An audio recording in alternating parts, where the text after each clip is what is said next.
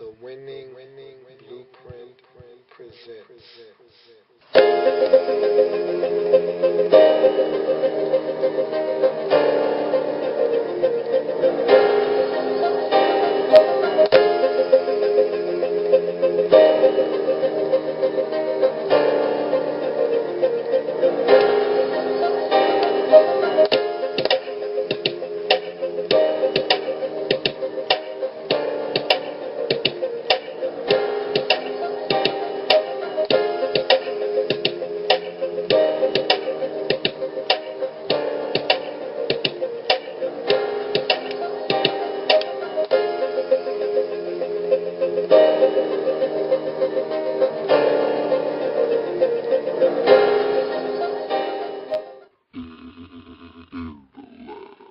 Draft Zone.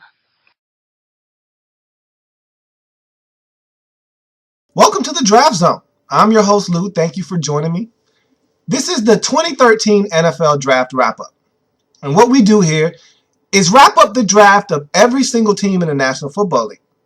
Go through their draft individually, each pick, grade them out. And it's not just the player that we're looking at. We're looking at the pick itself, how it was made, where it was made, and how the pick will impact the team in the 2013 season and moving forward. We'll use our grading scale, and we always use our baseball grading scale here in the lab room, in the draft zone. Single, double, triple, home run. There will be no strikeouts, as there's no way to strike out in the draft this early. We don't know how these players are going to turn out. And each team's draft board looks different.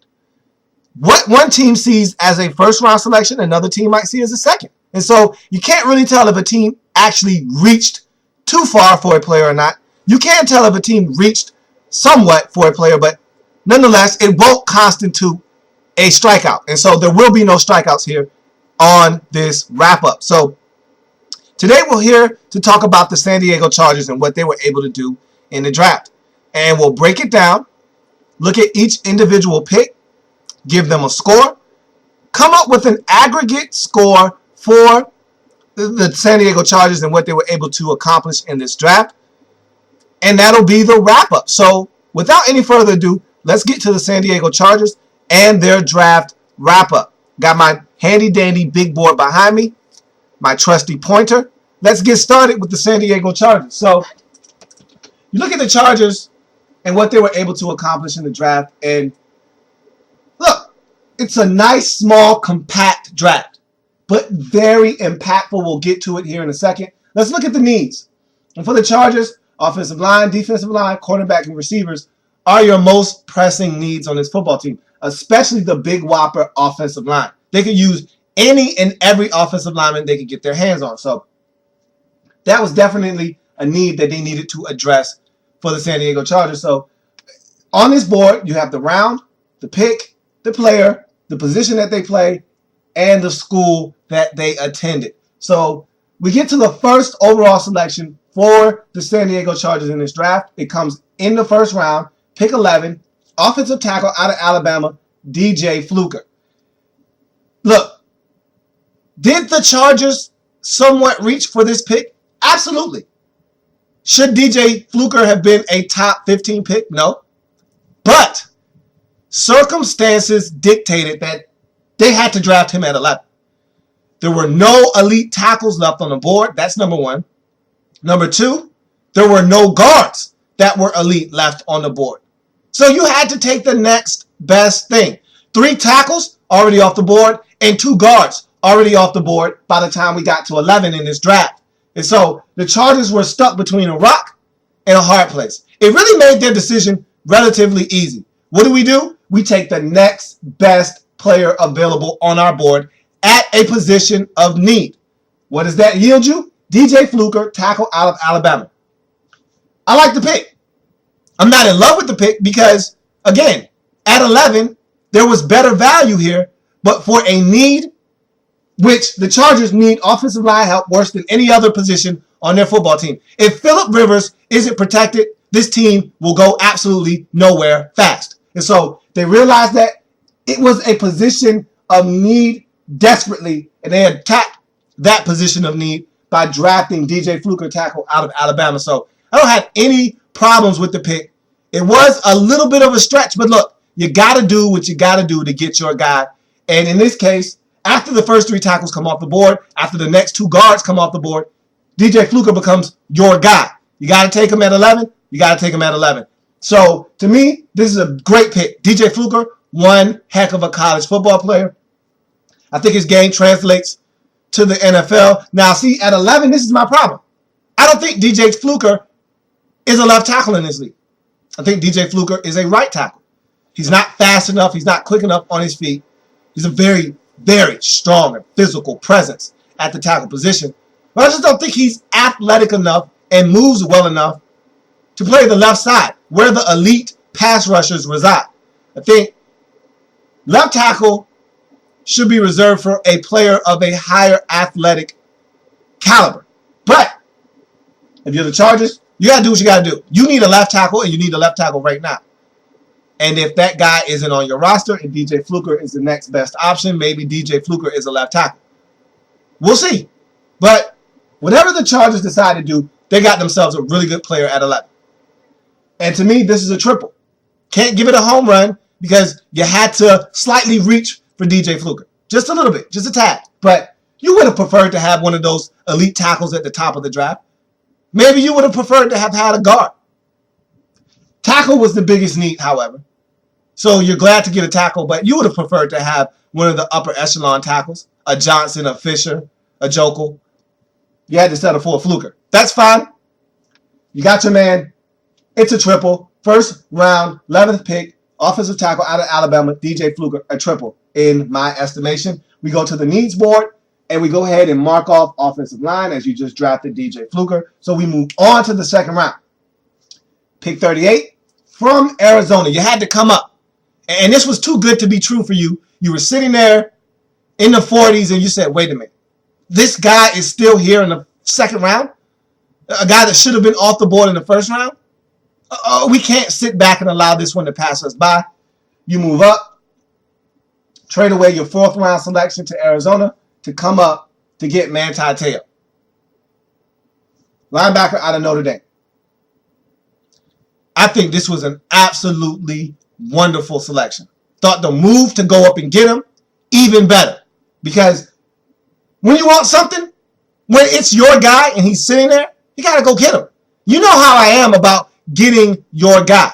In the draft, there's nothing better than getting your guy. And do whatever it takes. Pull out all the stops. If you got to trade away a pick or two, do it. But if you get your guy and he pans out, you'll look back and say, man, that price that we paid for Manti Te'o, peanuts compared to the production we got out of this guy. And I think he's the type of player that's going to make you really happy down the road. We can talk all about the 4.75 speed. We can talk about all the off-the-field issues. We can talk about the Alabama game if you like. It doesn't matter. You cannot deny the production, and this guy makes plays on the football. He's around the football. Is he the most athletically gifted linebacker you'll see? No. But he has a nose for the football. He knows how to get to the football. He knows how to tackle guys. He knows how to play the inside linebacker position. And in a 3-4 defense, you're not going to find many other linebackers in this draft better than Manti Te'o. He's a high production guy. And so I don't want to hear about the Alabama game. He had a bad game. Show me one player in this draft that didn't have an off game. Now, his was on the biggest stage there is in college football. So, of course, it was spotlighted a lot more brighter than a lot of these other guys. But you can't tell me that every game is going to be an A-plus game for every player in this draft. So I don't want to hear that. Yeah, the off-the-field issues with the whole girlfriend thing that didn't exist, yeah. Threw up some red flags for some teams. He made a mistake. It happens. It's life. He's a young man. Not to say that he's 25 or 27. We're talking about a 21-year-old guy. That's the time when these guys make mistakes. He made a mistake. He owned up to it. You move forward. That has nothing to do with the football player, Manti Te'o. You got a good football player. I think you got him at great value in the second round at pick 38. This guy's a first-round talent. So, for me, you can put it on the board, Chargers. Home run. Second round, 38th overall selection. Linebacker out of Notre Dame, Manti Te'o. That one went a long way. That's a jack for the San Diego Chargers in the second round. Pick 38, Manti Te'o, linebacker out of Notre Dame. So we go to the third round. Pick 76, wide receiver out of Cal, Keenan Allen. I think this is an absolute steal. I mean, this is great value. Third round, pick 76. We're talking about a first round talent. People actually had him mocked to go in the first round. I know I did. Raise your hand if you did. I did. I'm guilty. So when I look at the third round and pick 76 and I see Keenan Allen, I go, whoa. Wait. More like Joey Lawrence and Blossom. Whoa. How did this guy fall to the third round at pick 76? Amazing value. And you need to look no further than the injury. He suffered a leg injury. Couldn't run at the combine. Couldn't work out at the combine. Had to do his own personal pro day. Ran his own pro day. Ran really slow. Not really indicative of who he is as an athlete. Is he a top end speed guy? No. But is he a 4.7 guy, which is what he ran in his personal pro day? No. Scared some teams off. This is my stance on speed. Okay? This is the only way you rattle my cages when we talk about speed. Extremes. I'm an extremes guy when it comes to speed. Either you're extremely fast or you're extremely slow. That's the only way you get me to take notice of speed. Otherwise, I don't care about it. If you're a middle of the pack guy, but you get it as a receiver, I'm fine with that. And that's exactly what Keenan Allen is. He's a 4.55 guy. Let's not go with the 4.7 thing. He was still injured. He ran. He gutted it out. He ran for all the scouts and all the teams, but he wasn't healthy. So that 4.7, I throw it out of the window. Put the tape on. He's a 4.55 guy. He can accelerate. He can get away from defenders. If they don't have top-end speed, they won't catch him from behind. I love Keenan Allen. He understands the nuances of being an NFL receiver. At the college level, he did. This guy does all the little things right. You want to talk about catching a football, snatching it out of the air, strong hands. You want to talk about precise route running. You want to talk about NFL-ready receiver. You want to talk about Keenan Allen. So, look, spare me with the talks of a slow receiver because this guy can get it done. And again, if it's not an extreme, I don't care about it. If it's not extreme speed, we're talking 4.3, 4.4, 40. If we're not talking 4.7 where you're too slow, I don't care. If you're a 4.5 guy, but you're an absolute machine, this guy's a technician at the wide receiver position. And if you're giving me a guy that's a technician, I'll take him all day long. You tell me he's a 4.5 guy, give it to me. Give it to me. I'll take it. And that's what Keenan Allen is. And at 6'2", we're talking size, we're talking hands, we're talking technician, we're talking Keenan Allen, we're talking home run. Home run. So that's back-to-back jacks for the San Diego Chargers in the second and third round with great value picks. And I'm not talking about Walmart with great value. I'm talking about great value in players Manti Te'o and Keenan Allen in back-to-back rounds. So third round, 76 overall selection, wide receiver out of Cal, Keenan Allen, home run. You can put it on the board, Chargers. That's back-to-back jacks, my friends. Second and third round for the San Diego Chargers. So we go to the needs list. And let's see. In the second round, you get a linebacker.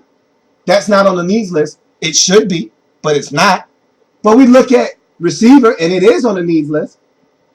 So we put a nice little X through that. So now we go to the fifth round. Pick 145. Cornerback out of Cal. We go back to the Cal store again. It's right in your backyard. Why not? Steve Williams.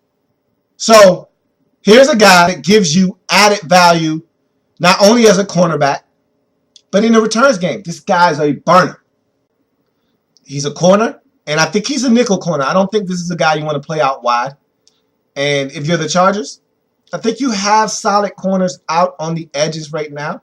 You just signed Derek Cox in the offseason. You still got Gilchrist. He might be making a move to safety. We're not sure about that. But I feel like you're okay on the edges out wide. You need help in the slot. So here's a guy that can give you that immediately. He can come in. He's got the speed to burn. We're talking about a 4.3, 4.4, 40 guy here in Williams. And so I like this move because he also gives you added value in the returns game. And you could use some help in the returns game. I thought Eddie Royal would be a guy that would help you in the returns game. Haven't really seen that yet. So maybe Steve Williams is a guy that can give you a shot in the arm in the returns game. Either way, he can't play out wide because of his size. He's 5'9". And so there's nothing you can change about that. He's 5'9", but he's got speed. He's athletic, very feisty, not afraid to tackle. I love that. Give me a guy that's got the heart the size of Mount Rushmore. Forget about the height. You've got 6'2" corners who want no part of tackling. You used to have one in San Diego. His name is Antonio Cromartie. So I don't want to hear about size. Give me the guy that's willing to tackle. Steve Williams is willing to tackle. So I don't have a problem with him. Put him in the slot. Let him go. He'll come up. He'll stick his face mask right in someone's chest, make a tackle, can make plays on the football. Is his hands the best? No. But look, you're in the 5th round. You get what you draft in the 5th round. So I think he's a solid guy to help this football team. I really like the move. He's a guy that I think can come in and help you right away. Steve Williams, cornerback out of Cal, 5th round, pick 145, triple for me. I really like Steve Williams and the value you're getting out of him in the 5th round. So you go on to the 6th round. Pick 179, Tourek Williams, defensive end out of Florida International. Solid pick. Again, 6'3", 260-pounder. Not overly explosive. Can get pressure on the quarterback. Not sure this is the type of guy you want in at all times. He's not a 3-down player. He needs to know exactly what down and distance it is and what his job is when he goes into the game. And what I mean by that is, okay, I need to know exactly what you're asking from me. He's not a guy that adjusts well on the fly. So if you stick him in the game on 2nd and 7, where run and pass is an option, he's not a guy you want in the game because he's not great at deciphering which one is coming. You stick him in the game on 3rd and 8 when it's an obvious pass down, he's your man because he can get up the field and get pressure on the quarterback. That's what you want out of Tourek Williams. You don't want him thinking. When he thinks, he's not the same player. And so he can get pressure on the quarterback. He's not overly explosive, which is displayed by his 4.9 40 time, but he can get after the quarterback. And if you put him in the game and tell him, hey, go after the quarterback, he's a guy that can get you some pressure at defensive end. So it's a solid move. It's a solid pick. It's a double. Tourek Williams, defensive end out of Florida International, 6th round, 179th overall selection. So you look at the needs board. Steve Williams in the 5th round is a corner. Meets the need. Tourek Williams, defensive end out of Florida International, 6th round, defensive end. Meets the need on the defensive line. And so all your needs have been met in this draft. So now you just go after whatever is left in the 7th round. So 221, 7th round, Brad Sorensen, quarterback out of Southern Utah. Look, ex-Mormon, so a little older than you would like in the National Football League. Has a solid arm. Can throw to just about every area on the field. Look, at some point you're going to have a guy hold the clipboard. At some point, Phillip Rivers won't be able to do it anymore at a high level. I don't think that time is now. I don't think that time is in the next 3 to 4 years. Someone has to hold the clipboard behind Phillip Rivers, right? Why not Brad Sorensen? He's a solid choice. Not a very great athlete. Not going to wow you with his measurables. Just a solid player in college. Transferred from BYU. Didn't think he was going to get the playing time that he desired. Went to Southern Utah. Was the best player in that conference. Good for him. That gets you drafted in the 7th round at pick 221 to the San Diego Chargers. Brad Sorensen, a guy that can hold the clipboard. be a camp arm. Why not? It's a single for the Chargers in the 7th round. You tally up all of the activity for the Chargers in this draft. You look at DJ Fluker, your 1st-round selection, triple. Manti, 2nd-round pick, home run. 3rd-round selection, Keenan Allen, home run. 5th-round selection, Steve Williams, triple. 6th-round selection, Tourek Williams, double. 7th-round selection, Brad Sorensen, quarterback, single. The damage that you did in this first half of your draft, these first 3 picks, without question, great value. All right? This here alone makes your draft a triple. And overall, that's what it is for the San Diego Chargers, a triple. This top half of your draft is a building block toward the future. When you make draft picks like you did in the first 3 rounds, that's how you win football games. Because you got value in the first 3 rounds of your draft. You went up and got Manti Te'o. You snagged Keenan Allen, which was an absolute steal in the 3rd round. Talking about a guy with 1st-round talent that slips all the way to the 3rd round. DJ Fluker, 1st-round talent. You got him in the 1st round. Maybe you had to go up and get him a little earlier than you wanted to, but hey, you got to do what you got to do. You did it. I love the first 3 rounds of your draft. The last 3 rounds, solid picks. Maybe 2 out of the 3 will contribute right away. Maybe they won't. But once again, Chargers really knocked it out of the park in the first 3 rounds. Hence, this is a triple for the San Diego Chargers. I think they had a whale of a draft, especially in the first 3 rounds. I can't state that enough. Getting a guy like Keenan Allen for me probably is one of the biggest steals of the draft. You're getting Anquan Bolden Jr. in the 3rd round. And we all know the career Anquan Bolden has had to this point. And Anquan Bolden was the 1st-round pick. So I think you're really getting great value in getting Keenan Allen in the 3rd round. I love it. It's a target that Phillip Rivers hasn't had since Vincent Jackson walked away. He needs more guys to throw the football to. And we know that Phillip Rivers is a jump ball guy. Someone that, hey, you give him a target that's 6'3", 6'2", 6'4", 6'5", and just let him throw it up. And Phil does that better than any quarterback in the league. Does it take talent to do that? Yeah, sure it does. Because you got to be able to high point the football, give your receivers a chance to go make a play on the ball. Phillip Rivers does that better than anyone in this league. Keenan Allen will give him the target to do that, and he'll go up and make plays for him. I think that's a great pick. Manti Te'o, you stole him in the 2nd round. You traded up to get him. You saw the value in going up and getting him. You went and got him. I just love the top half of your draft. And so it's a triple for the San Diego Chargers. And that's going to do it for the San Diego Chargers in the 2013 draft wrap-up.